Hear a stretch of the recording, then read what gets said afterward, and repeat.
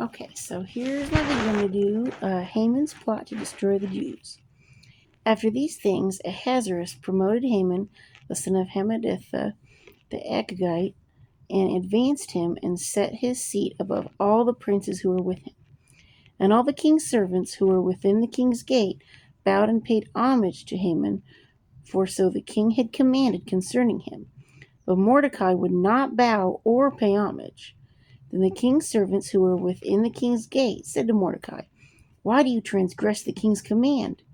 Now it happened, when they spoke to him daily, and he would not listen to them, that they told it to Haman to see whether Mordecai's words would stand, for Mordecai had told them that he was a Jew. When Haman saw that Mordecai did not bow or pay homage, Haman was filled with wrath. But he disdained to lay hands on Mordecai alone, for they had told him of the people of Mordecai. Instead, Haman sought to destroy all the Jews who were throughout the whole kingdom of Ahasuerus, the people of Mordecai.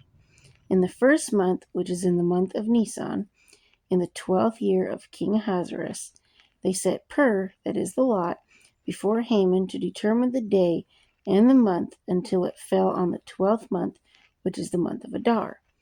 Then Haman said to King Ahasuerus, "There is a certain people scattered and dispersed among the people in all the provinces of your kingdom. Their laws are different from all other peoples, and they do not keep the king's laws. Therefore it is not fitting for the king to let them remain.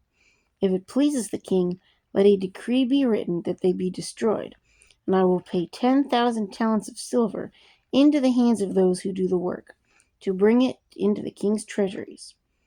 So the king took his signet ring from his hand and gave it to Haman, the son of Hammedatha, the Agagite, the enemy of the Jews.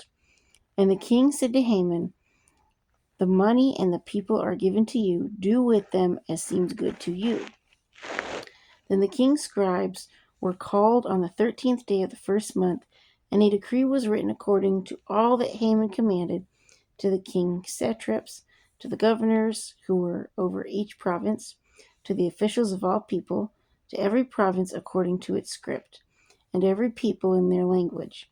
In the name of King Ahasuerus it was written and sealed with the king's signet ring. Okay, so they couldn't go back on it.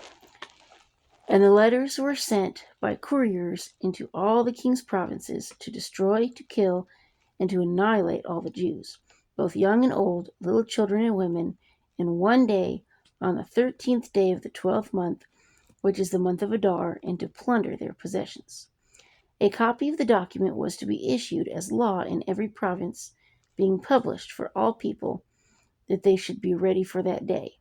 The couriers went out, hastened by the king's command, and the decree was proclaimed in Shushan, the citadel.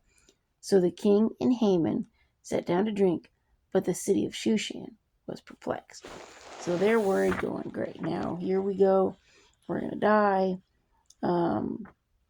It's not a good situation there. So,